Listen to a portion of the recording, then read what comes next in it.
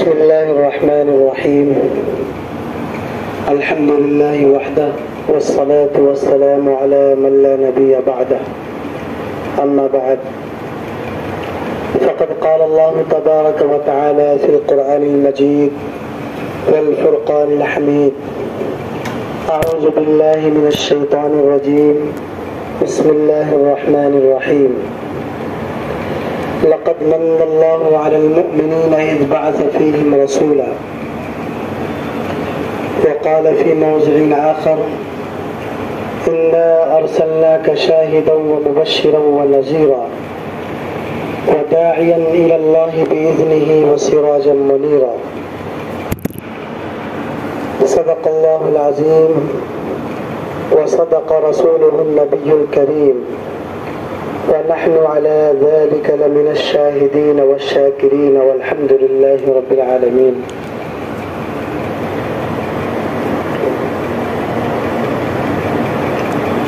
حضور آئے تو سر آفرینش پا گئی دنیا.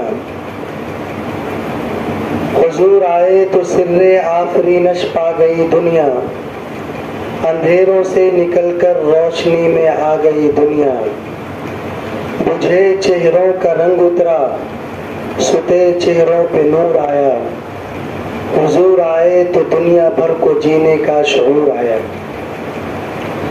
واجب الاحترام معزز حضرات، اللہ تبارک و تعالی نے انسانوں کو زندگی گزارنے کے لیے بہت ہی بڑی وسیع و عریض کائنات کو بچھا دیا، اور اس میں طرح طرح کی مخلوقات کو سجا دیا.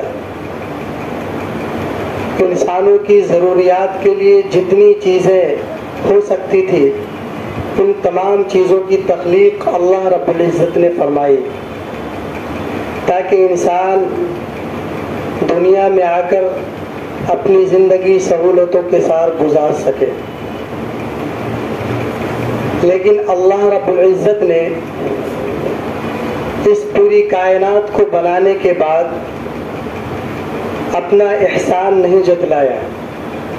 بڑی بڑی مخلوقات کو پیدا فرمانے کے بعد انسانوں سے یہ نہیں کہا کہ ہم نے تمہارے لیے فلاں چیز پیدا کر دی، فلاں چیزوں کو بنا دیا، فلاں سہولتیں تمہیں میسر کر دی. ان تمام چیزوں پر کسی چیز کا احسان نہیں فرمایا. اللہ تبارک و تعالی نے پانی کو پیدا فرمایا. ہم اور آپ جانتے ہیں پانی کی انسانی زندگی کے لیے کیا قدر و منزلت ہے. انسان بغیر پانی کے زندگی نہیں گزار سکتا.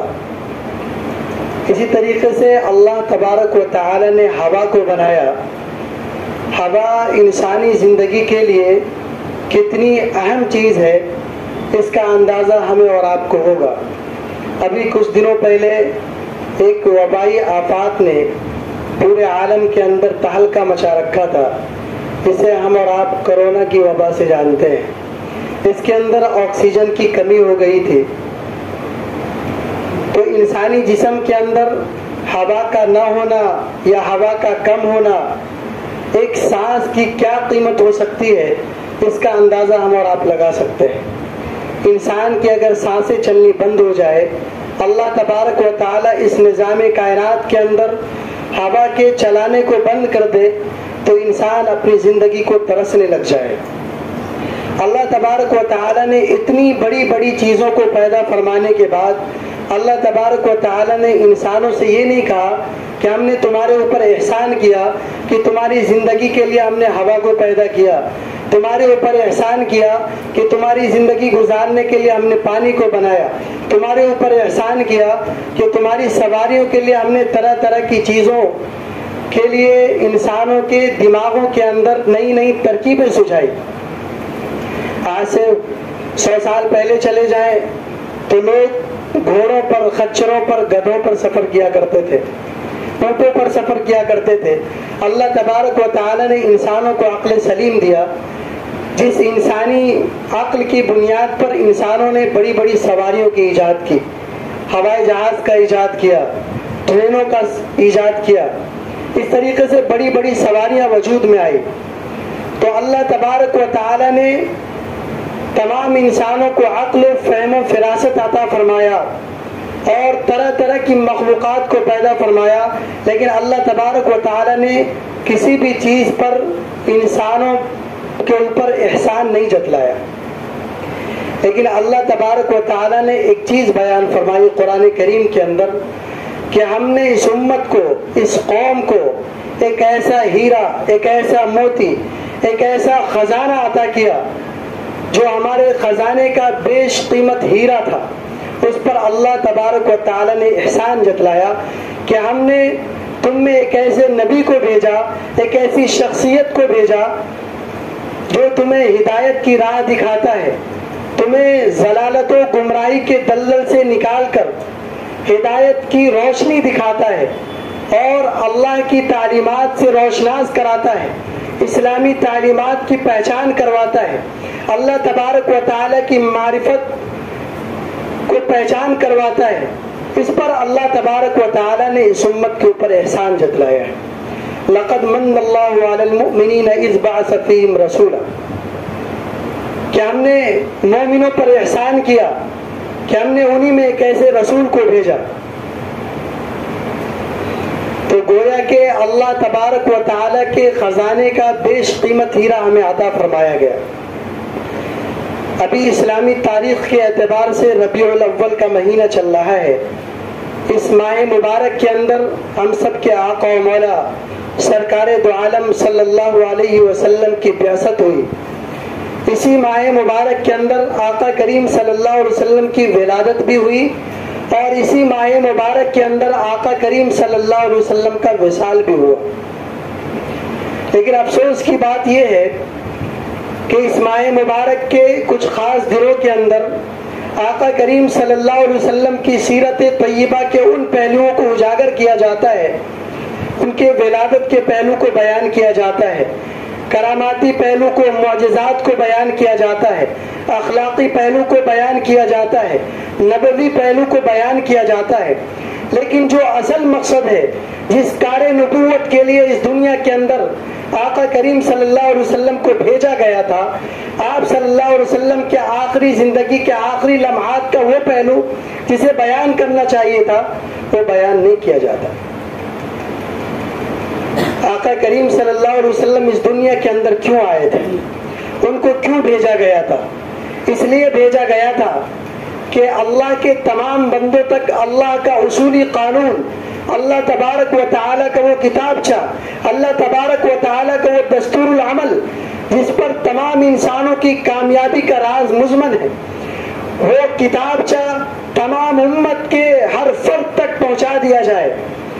اس کام کے لیے اللہ کے نبی کو اس دنیا کے اندر بھیجا گیا تھا، لیکن اس پہلو کو بیان نہیں کیا جاتا ہے۔ آقا کریم صلی اللہ علیہ وسلم نے اپنے آخر زمانے میں جب آقا کریم صلی اللہ علیہ وسلم کے وصال کا وقت قریب آیا، سفر المظفر کے آخر مہینے کے اندر آقا کریم صلی اللہ علیہ وسلم کی طبیعت علیل ہونے لگی، تو اس موقع سے آقا کریم صلی اللہ علیہ وسلم نے کبھی صحابہ کو جمع کر کے فرمایا، کبھی اپنے قریبوں کو جمع کر کے فرمایا، عزیز و اقربا کو جمع کر کے فرمایا کہ میرے وصال کا وقت قریب آ رہا ہے، ہمارے اس دنیا سے جانے کے بعد تمہیں کیا کرنا ہے، تمہیں کن باتوں پر عمل کرنی چاہیے۔ تو ایسے موقع پر جو آقا کریم صلی اللہ علیہ وسلم کا آخری خطبہ تھا حجۃ الوداع کا، ایسے موقع سے تمام صحابہ کرام کے مجمع کے درمیان آقا کریم صلی اللہ علیہ وسلم نے خصوصی طور پر دو باتیں ارشاد فرمائی۔ پہلی بات تو یہ تھی کہ میرے جانے کے بعد تم اللہ کی کتاب کو مضبوطی سے پکڑ لو اور ہمارے طریقے کو اپنا لو۔ نبی کا طریقہ کیا ہے؟ نبی کا طریقہ حدیثوں کے اندر موجود ہے، اور بعض حدیثوں کے اندر ایسے جملے ہیں کہ اللہ کی کتاب کو یعنی قرآن عظیم کے دامن کو تھام لو اور احادیث مبارکہ کو مضبوطی سے پکڑ لو، تمہاری پوری زندگی کامیاب ہو جائے گی اور تم راہ راست کے ڈگر پر چل پڑو گے۔ تمہیں کوئی دنیا کا کوئی بھی شخص تمہیں بھٹکا نہیں سکتا، راہ راست سے ہٹا نہیں سکتا، ضلالت و گمراہی کے دلدل میں دھکیل نہیں سکتا۔ وہ دو چیزیں کیا ہیں؟ ایک اللہ تبارک و تعالی کا کلام، اور دوسرا آقا کریم صلی اللہ علیہ وسلم کی حدیث، سنت مبارکہ۔ ہم اور آپ دیکھیں اسلامی قوانین کہاں موجود ہیں، اسلامی طور طریقے، اللہ تبارک و تعالیٰ کے بتائے ہوئے قوانین، اللہ تبارک و تعالیٰ کے بتائے ہوئے احکامات ہمیں کہاں ملیں گے؟ اللہ تبارک و تعالیٰ کی کتاب کے اندر ملیں گے۔ لیکن افسوس کی بات یہ ہے کہ آج مسلمانوں نے اسلامی معاشرت کے اندر، اسلامی سوسائٹی کے اندر ان دو چیزوں کو چھوڑ دیا ہے، مغربی کلچر کو اپنا لیا، جس کی وجہ سے آج مسلمانوں کا حال یہ ہے کہ ہندوستان کے کونے کونے میں اور پورے عالم میں مسلمان ہر طرح ذلیل و خوار ہو رہے ہیں، مسلمانوں کو پیٹا جا رہا ہے، مسلمانوں کو ستایا جا رہا ہے، مسلمانوں کو نیست و نابود کیا جا رہا ہے، اسلامی شعار کو مٹایا جا رہا ہے، اسلامی قوانین کو ختم کیا جا رہا ہے، اور طرح طرح کے نت نئے انداز اپنائے جا رہے ہیں جس سے اسلامی کلچر کو، اسلامی تصورات کو، اسلامی تشخصات کو مٹا دیا جائے۔ ایسے ماحول میں ہمیں کیا کرنا چاہیے؟ اس ماہ مبارک جب آتا ہے تو یہ مبارک مہینہ اس لیے نہیں آتا ہے کہ ہم آقا کے نام کا جشن منائیں، ہم آقا کے نام پر گھومیں پھریں اور نہ جانے کیا کیا خرافات ہوتے ہیں ان تمام خرافات کو کریں، بلکہ یہ جب ماہ ربیع الاول کا مہینہ آتا ہے، اس ماہ مبارک کے اندر تمام مسلمانوں کو یہ بات یاد دہانی کے طور پر ذہن نشی کر لینی چاہیے کہ اس ماہ مبارک کے اندر اللہ تبارک و تعالیٰ نے ایک ایسی شخصیت کو وجود بخشا جس کے زمرے میں پورے کائنات کو اللہ تبارک و تعالیٰ نے بنایا ہے۔ میرے دوستو، اللہ تبارک و تعالیٰ کی کتاب کو مضبوطی سے پکڑنے کا حکم دیا آقا کریم صلی اللہ علیہ وسلم نے۔ آج ہم اپنے گریبان کے اندر جھانک کر دیکھیں کہ ہم نے کس حد تک اور کتنے فیصد اللہ کے کلام کو پکڑا ہے۔ ہم نے اپنی زندگی کا جائزہ لے، ہم اپنی زندگی کے اندر جھانکے، ہم اپنی گھریلو زندگی کو دیکھیں، اپنی معاشرتی زندگی کو دیکھیں اور یہ سوچے، غور و فکر کرے کہ ہم نے کن چیزوں کے اندر سیرت طیبہ کو اپنایا ہے۔ کیا ہمارے زندگی کے اندر آقا کریم صلی اللہ علیہ وسلم کے طور طریقے آ گئے ہیں؟ اگر نہیں تو پھر ضرورت اس بات کی ہے کہ ہم اللہ کی رسی کو مضبوطی سے پکڑیں، اللہ کے کلام کی تعلیمات کو مضبوطی سے پکڑیں۔ آج ہم کہاں جا رہے ہیں؟ ہمارا معاشرہ کس ڈگر پر جا چکا ہے؟ آقا کریم صلی اللہ علیہ وسلم نے جب نبوت کا اعلان کیا تو مسجد نبوی کے اندر اعلان یہ ہوتا ہے، اے ایمان والو، اے مومنین، اے مسلمانوں کی جماعت، آؤ مجھ سے گلے لگ جاؤ اور ایک اللہ کی کتاب کی بنیاد پر سب کے سب ایک ہو جاؤ، ایک پلیٹ فارم پر جمع ہو جاؤ۔ آج ہم اپنے معاشرے کے اندر دیکھیں، حضرت بلال رضی اللہ عنہ جو حبشہ کے رہنے والے تھے، غلاموں کے نسل کے تھے، رنگ کے کالے تھے، آقا کریم صلی اللہ علیہ وسلم نے کہا کہ آؤ بلال میرے کلیجے سے لگ جاؤ، میرے سینے سے لگ جاؤ، تم نے اللہ کے کلام کو پکڑا ہے، تم نے اسلام کا کلمہ پڑھا ہے، لہذا ہم اور تم ایک ہو۔ حضرت سلمان فارسی رضی اللہ عنہ جن کی زبانیں الگ ہیں، جن کا رنگ الگ ہے، جن کی نسل الگ ہے، آقا کریم صلی اللہ علیہ وسلم نے اس کو اپنے کلیجے سے لگایا۔ حضرت ابو ذر غفاری رضی اللہ عنہ ان کا قبیلہ الگ ہے، رہنے والے الگ ملک کے ہیں، لیکن آقا کریم صلی اللہ علیہ وسلم نے سب کو گلے سے لگایا۔ آج ہم دیکھیں، آج ہمارے اسلامی معاشرے کے اندر رنگ و نسل کی بنیاد پر بٹے ہوئے، مذہب و ملت کے نام پر ہمارے اندر تفرقہ بازی ہے۔ آج ہم ایک پلیٹ فارم پر جمع نہیں ہو رہے۔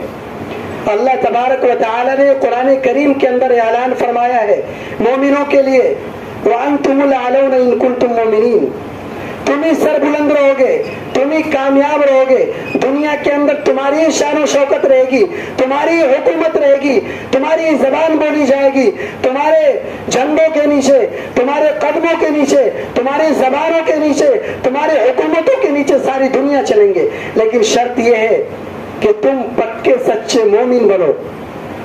آج دیکھیں مسلمانوں سے حکومتیں چھین رہی ہے، مسلمانوں کی عزت کو مجروح کیا جا رہا ہے، لہذا ضرورت اس بات کی ہے کہ ماہ ربیع الاول کے اس ماہ مقدس کے اندر اللہ کے رسول علیہ الصلوۃ والسلام کے ان پیغامات کو یاد کرے اور دنوں کے ان آخری ایام کو یاد کرے اور ان چیزوں کو یاد کرے اور اس کارنامے کو یاد کرے اور اللہ کے رسول علیہ الصلوۃ والسلام نے امت مسلمہ کو جو سبق دیا ہے اللہ کے کلام کو مضبوطی سے پکڑنے کا، سنت رسول کو تھامنے کا، ان چیزوں پر غور و فکر کرتے ہوئے تمام مسلمانوں کو متحد ہو کر ایک پلیٹ فارم پر جمع ہو جانا چاہیے اور اللہ کی رسی کو مضبوطی سے پکڑ لینا چاہیے اور یہ یقین رکھنا چاہیے کہ اللہ کے کلام کے علاوہ اور اللہ کے رسول کی حدیث کے علاوہ، سنت رسول کے طریقے کے علاوہ کوئی طریقہ ایسا نہیں ہے، کلام الہی کے علاوہ کوئی دستور ایسا نہیں ہے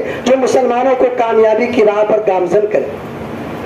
اللہ تبارک و تعالی سے دعا ہے اللہ تبارک و تعالی ہم تمام کو سنت نبوی اپنانے کی اور اللہ کے رسول صلی اللہ علیہ وسلم کے بتائے ہوئے فرمودات پر عمل کرنے کی اور اللہ کے کلام پر آئے ہوئے تمام احکامات پر عمل کی توفیق نصیب فرمائے۔ آمین وآخر دعوانا الحمدللہ رب العالمین۔